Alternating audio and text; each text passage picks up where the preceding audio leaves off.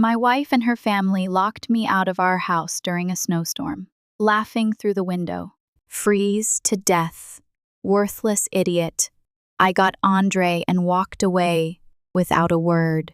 3 days later, my inbox was flooded with 47 desperate messages begging me. You know that moment when you suddenly realize your entire marriage has been a lie? For me, it wasn't finding suspicious texts or lipstick on a collar. It was seeing my wife of 5 years high-fiving her brother through our frosted living room window, while I stood outside in -15 weather, begging to be let into my own damn house. I, 33M, have been married to Eleanor, 31F, for just over 5 years now.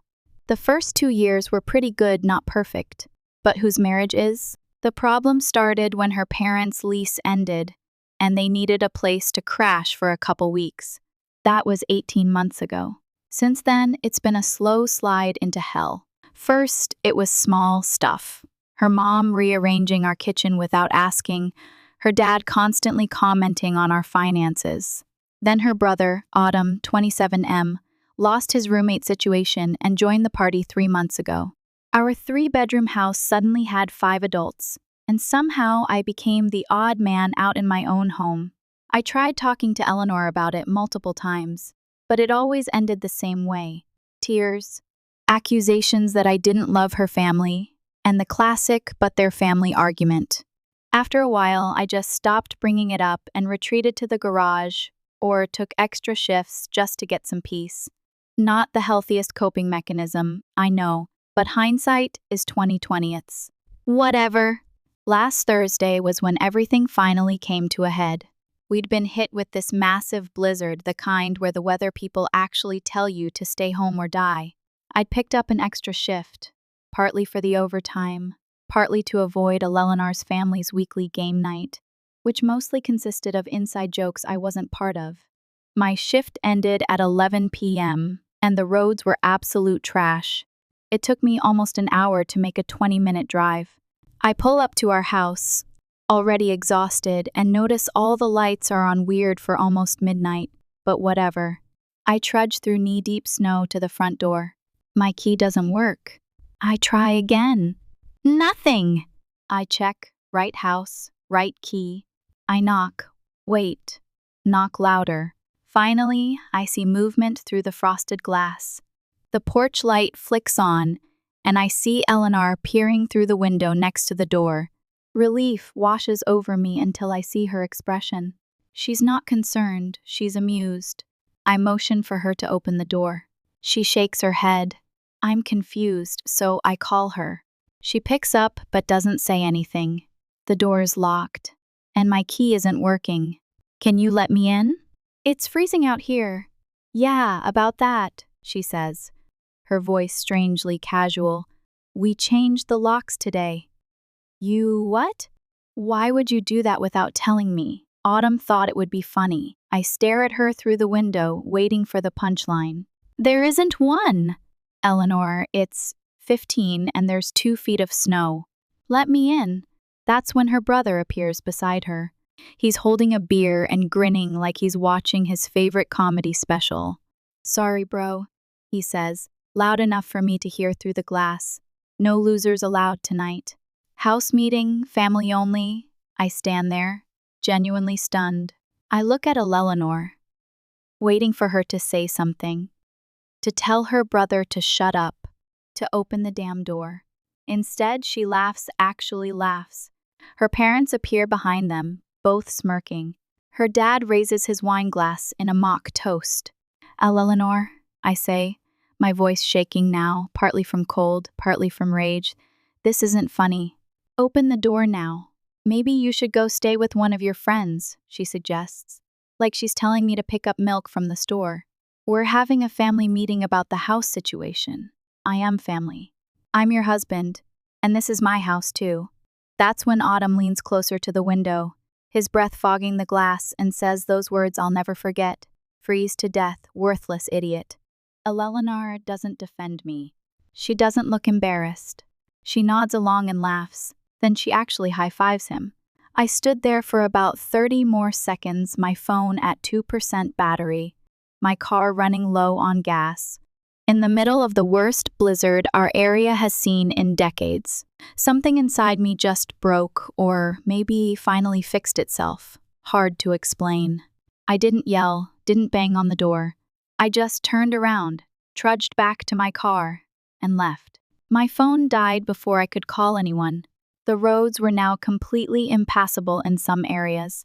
I managed to find a 24-hour diner that still had power and sat there drinking coffee until morning, using their phone to call my buddy Brandon. He said I could crash at his place, no questions asked. I spent the next 3 days at Brandon's apartment, completely off the grid, no social media, no contact with anyone from my regular life. I needed time to think, to process what had happened. On Sunday night, I finally charged my old phone.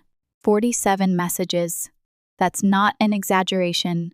47 separate messages across texts, voicemails, and DMs on various platforms.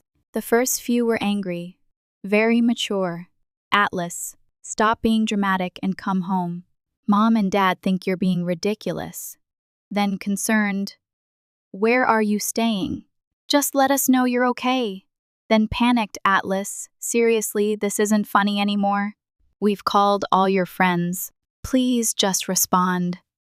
The most recent ones were straight up begging, please come home. I'm sorry. We were just joking around. Autumn feels terrible. Everyone's worried sick. My favorite was from Eleanor's mom. We never meant for you to actually leave. Please come back so we can talk this through as a family. As a family, the same family that locked me out in a life-threatening blizzard and laughed while doing it.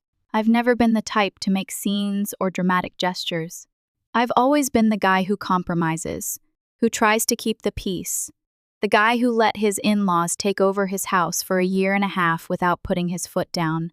But something changed that night. Standing in the snow, watching my wife laugh at me through the window. I texted Eleanor back a single message. We need to talk. Meet me at Starbucks tomorrow at noon. Come alone. I've spent 3 days thinking about what I'm going to say to her, about what comes next, about the fact that I've finally seen my marriage for what it really is, and I've realized something important. Revenge isn't served cold. It's served calculated. Update 1. First off, holy crap. I didn't expect my last post to blow up like that. My notifications have been going absolutely insane. Thank you all for the support and advice. Reading through your comments has honestly helped me feel less crazy about this whole situation. So many of you asked about the Starbucks meeting and what happened during those 3 days I was MIA. So here's the update I promised. When I walked away from my house that night, my mind was completely blank, except for one thought. Don't let them see you break. I sat in my car for maybe 15 minutes, just letting the heater run while I stared at my hands, gripping the steering wheel so tight my knuckles went white. I didn't cry. I didn't punch the dashboard. I just existed. The roads were absolutely treacherous, like seeing abandoned cars and ditches bad. I managed to find this 24-hour diner called Mel's that still had power. The place was practically empty except for 2 truckers and the waitress who looked like she was questioning her life choices. I ordered coffee and sat in a corner booth, trying to process what had just happened. My phone died around 1:00 a.m., which was probably for the best.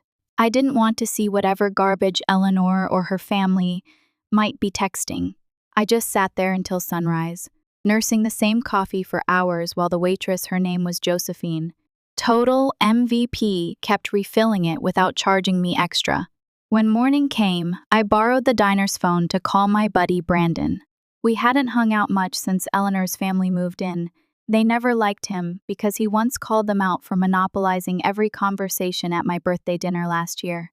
Brandon didn't ask questions when I called, just said, "Come over." Doors unlocked. "I'll make breakfast."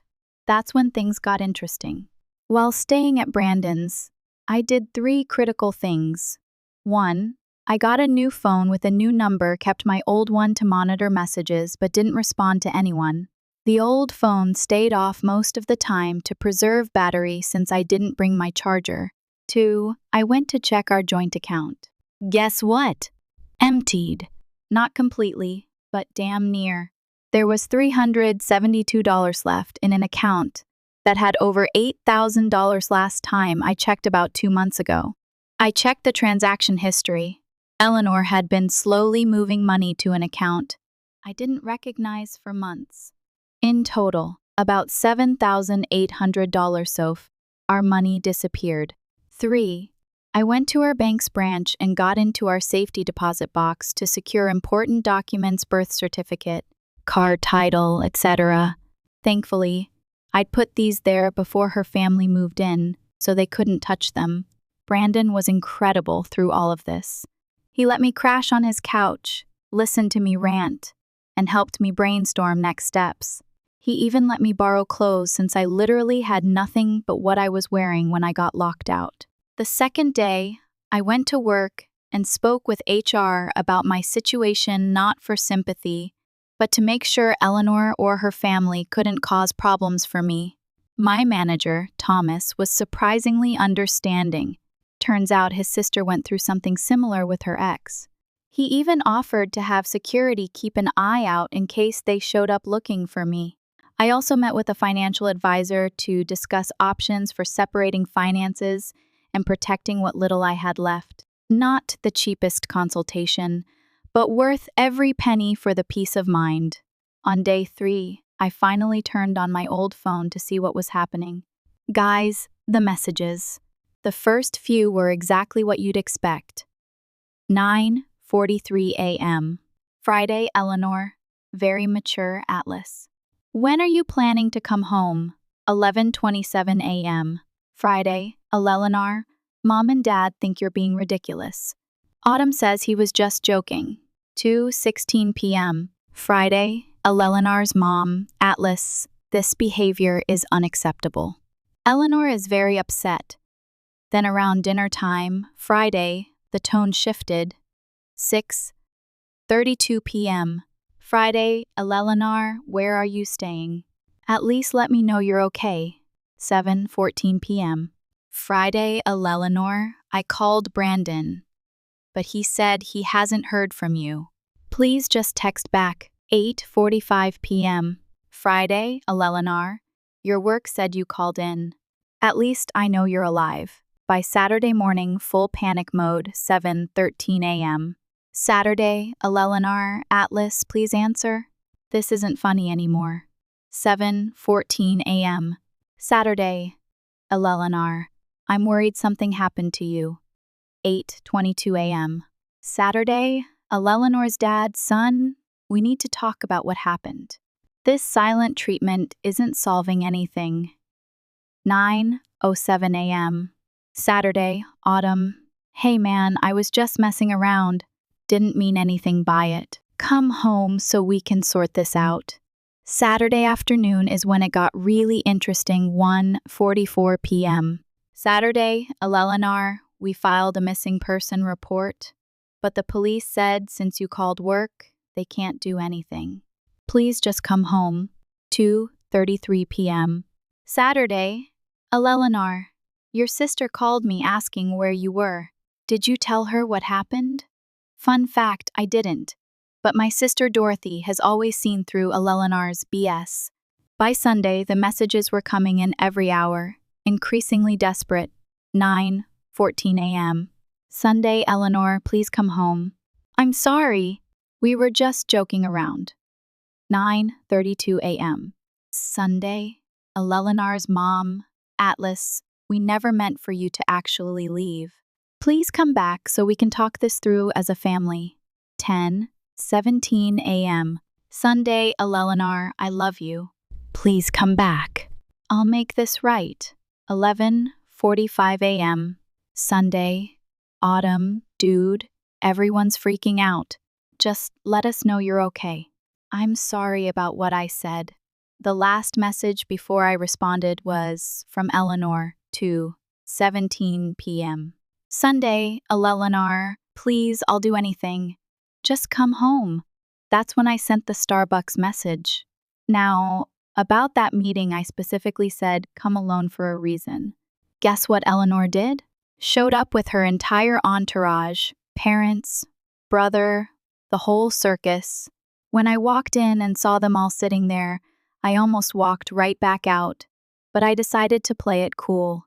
I sat down, looked Eleanor directly in the eyes, and said, we agreed she'd come alone. She started crying, of course, saying she was scared and needed support.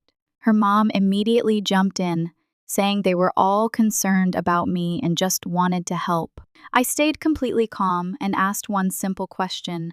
Where did the $7,800 from our joint account go? The look on their faces? Priceless. Eleanor stammered something about emergency family expenses, while her dad tried to change the subject. Autumn actually had the audacity to say I was being selfish about money at a time like this. I pulled out bank statements showing the systematic withdrawal of funds over several months, asked again point blank, where's the money, Eleanor? That's when she broke down and admitted her parents had been having financial difficulties, and she'd been helping them out without telling me. Apparently, they'd lost a bunch of money in some sketchy investment scheme but didn't want to tell me because they knew I'd be judgmental. Her father started getting defensive, saying I should be grateful they were even living with us because their expertise and connections were valuable to our future. What expertise? The man can't even figure out how to use Netflix without calling for help. I didn't yell, didn't make a scene. I just slid a piece of paper across the table with 3 demands. Return all the money. Within 48 hours, they all move out of the house within 1 week. Eleanor starts couples counseling with me if she wants any chance of saving our marriage. Her mother actually laughed and said, we're not going anywhere. That house is as much ours as yours. Now, that's when I played my trump card. I pulled out my phone and showed them the video I'd taken of the night they locked me out. Yes, I had the presence of mind to record the last minute of that interaction before my phone died. Crystal clear audio of Autumn saying, freeze to death, worthless idiot, and Eleanor laughing. I explained, very calmly, that if the money wasn't returned, and if they didn't move out, this video would be sent to every family member, friend, and Eleanor's workplace.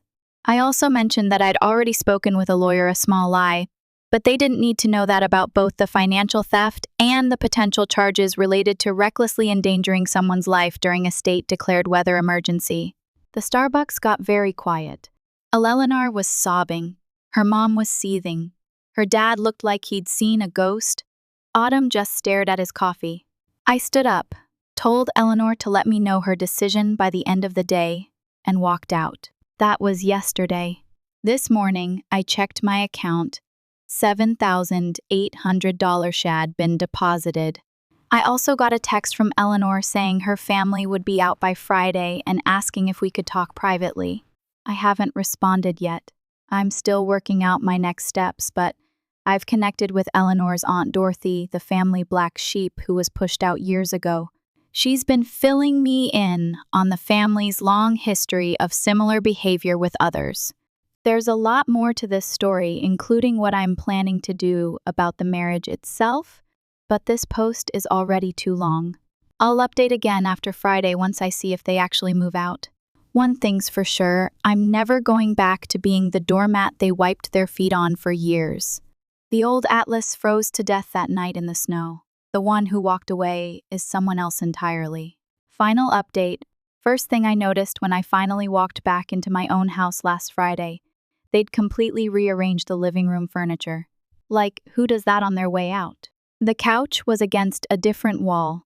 The TV stand was at this weird angle, and my favorite recliner, the one Eleanor always complained about, was shoved in the corner like some kind of punishment. Such a petty final move, but weirdly, it made me laugh, first genuine laugh I'd had in weeks. Thanks for all the support on my previous posts. Reading your comments has been like having thousands of friends who actually give a damn about me something. I clearly didn't have IRL for quite a while. Anyway, buckle up, because a lot has happened since my last update. So, they actually moved out on Thursday a day early, which immediately made me suspicious. Elenar's family never does anything ahead of schedule. They're the type to squeeze every last second out of a deadline and then ask for an extension. I had Brandon come with me to check the place first, just in case they trashed it or something. The house was weird, not destroyed, but definitely not how I left it. Besides the furniture rearrangement, I found little surprises. The thermostat was set to 63. Eleanor knows I like it at 68. All the family photos had been taken down, but only our wedding photos. My PlayStation was still there, but all my saved game data had been deleted. Petty AF. The fridge had been cleaned out completely, not even condiments left. Someone had changed all the light bulbs to those harsh white ones I hate.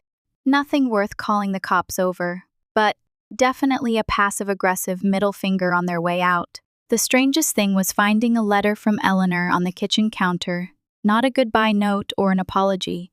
A freaking bill! She'd itemized her share of household expenses for the past 5 years with a note saying we were now even for the $7,800.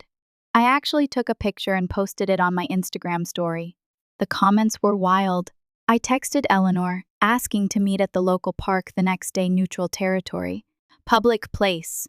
Zero chance of her bringing the entire circus again. She agreed immediately. When we met, she looked different, not just sad or stressed, but smaller somehow, like someone had let air out of her. She started crying before I even sat down on the bench. This time, her tears didn't move me at all. Crazy how that works. Seeing someone cry used to turn me into an instant, apologizing machine. Now I just waited for her to pull herself together. The conversation that followed was actually surprisingly calm. She admitted that her family had been controlling her for years, but also that she'd let them do it. The money transfers? Turns out her parents had invested in some sketchy crypto thing that tanked. They'd been guilt-tripping her for months about how they'd moved in to help us, so we should help them too. The night of the lockout was apparently Autumn's idea of a loyalty test. He'd convinced Eleanor that I was too independent and needed to be put in my place. The lock changing was supposed to be temporary, just to teach me a lesson about respecting family hierarchy. Yes, he actually used the term family hierarchy. What is this, Game of Thrones? Eleanor swore she never thought they'd keep me out all night, especially during the storm. She claimed she'd argued with them after I left but didn't have the spine to stand up to them when it mattered. I asked the one question that had been burning in my mind. Was any of our marriage real, or was I just a convenient ATM and housing provider for her family? Her answer was complicated. She said she did love me, but admitted she'd chosen me partly because I was stable and easy to influence. Her exact words, "I knew you'd never say no to me if I cried enough." That hit harder than the lockout, in a way. I told her I wanted a divorce. She didn't seem surprised, just asked if there was anything she could do to change my mind. I said no. Here's where it gets interesting. Remember Eleanor's Aunt Dorothy I mentioned? Turns out, she was pushed out of the family for similar reasons. Years ago, she refused to let Eleanor's parents control her finances and life choices. I'd only met her once at our wedding, and Eleanor's parents had made sure we didn't spend much time talking. During my disappearance, I'd tracked Dorothy down on Facebook and reached out. She filled me in on the family's long history of financial manipulation and emotional blackmail. What happened to me wasn't an isolated incident, it was their pattern. Dorothy suggested something brilliant: confront them all at once during their big monthly family dinner. She'd been reconnecting with some extended family members who were also tired of Eleanor's parents' manipulation, but had been too afraid to speak up. So last Sunday, I showed up unannounced at Eleanor's grandparents' house during their monthly dinner. Dorothy came with me for moral support. The look on everyone's face when we walked in together was priceless. Eleanor's mom actually choked on her wine. Her dad went pale. Autumn tried to leave, but his girlfriend, who I'd always liked, made him stay put. I didn't yell, didn't make a scene. I just calmly laid out everything: the lockout, the stolen money, the years of manipulation. I played the video of them laughing at me in the snow. Then Dorothy shared her story, which eerily mirrored mine. The extended family had no idea about any of this. Eleanor's grandparents were horrified. Her cousins were texting furiously, probably updating their group chat in real time. Her Uncle Robert actually stood up and said he'd experienced similar treatment years ago, but thought he was the only one. One by one, family members started sharing their own stories of manipulation by Eleanor's parents. It was like watching dominoes fall. Years of pent-up resentment came pouring out. The best part? Autumn finally cracked under pressure and admitted that locking me out had been a calculated move to push me away permanently. His girlfriend dumped him on the spot and asked if she could get a ride home with me and Dorothy. We said yes, obviously. Eleanor's parents tried to regain control. Her dad actually stood up and shouted that everyone needed to calm down, that I was manipulating the situation. Nobody bought it. Her mom tried to blame Eleanor for mishandling the situation that backfired spectacularly when Eleanor finally stood up to them. She told them she was done being their puppet and that she'd lost her marriage because of their manipulation. She actually threw her phone at her dad and said she was blocking them all until they got professional help. I didn't stick around for the rest of the fallout, said my piece, helped Dorothy reconnect with family members who actually valued her, and left with my head held high. That was 2 weeks ago. Since then, the divorce papers have been filed. Eleanor didn't contest anything. I've completely redesigned the house. New paint, new furniture arrangement. Even got a dog from the shelter, a chill pit mix named Banjo, who loves my recliner as much as I do. Eleanor's parents apparently left town to visit relatives, aka hide from the family shame. Autumn got fired from his job for unrelated reasons. Karma's A. Dorothy and I have become good friends. She's been an amazing support through all this. I've reconnected with friends Eleanor's family pushed away. The weirdest part? Eleanor came by yesterday to pick up the last of her things. She seemed different, more herself, whatever that means. She told me she started therapy and moved in with her cousin temporarily. She apologized again, not to try to get me back, but because she meant it. For a split second, I wondered what might have been if she'd found her backbone years ago, but that moment passed quickly. Some bridges, once burned, should stay ash. It's been exactly 1 month since I stood freezing in that snowstorm, watching my wife laugh at me through a window. My life looks completely different now, not perfect. My sink is leaking, and I still haven't figured out how to properly cook for one, but it's mine again. I don't know what happens next, but for the first time in years, I'm actually excited to find out.